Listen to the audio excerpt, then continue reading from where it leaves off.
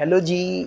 तो यार अगर आपको अंधेरा नज़र आ रहा है, अगर नहीं यकीनन अंधेरा नज़र आ रहा होगा, तो मेरे यहाँ टाइम हो रहे हैं रात के 2।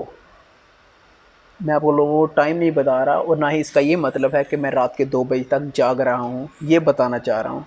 बिल्कुल नहीं, बल्कि मैं तो ये बता रहा हूँ कि रात काफ़ी हो गई है, मुझे सोना चाहिए।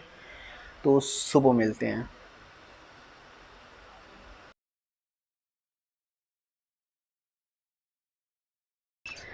जिन लोगों के पास सहूलियात होती हैं उन लोगों के पास या तो आइडिया नहीं होता या दिमाग काम नहीं करता, और जो लोग कुछ करना चाहते हैं उन लोगों के पास सहूलियात नहीं होती।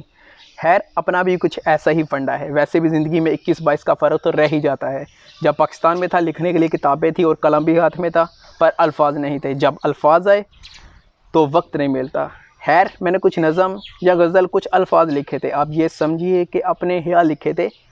तो एक मेरी फेवरेट गज़ल थी, सोचा आप लोगों के साथ भी शेयर कर दूँ।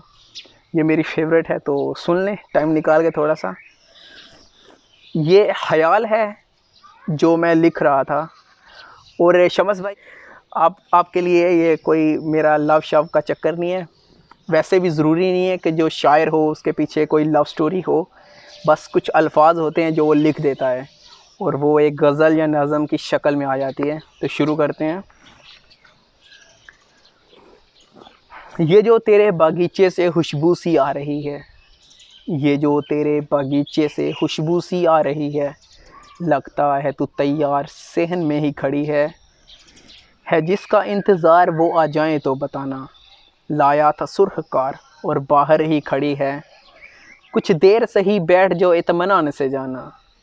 कुछ देर सही बैठ जाओ इत्मीनान से जाना, रखी है जो चाय वो उबल ही तो रही है।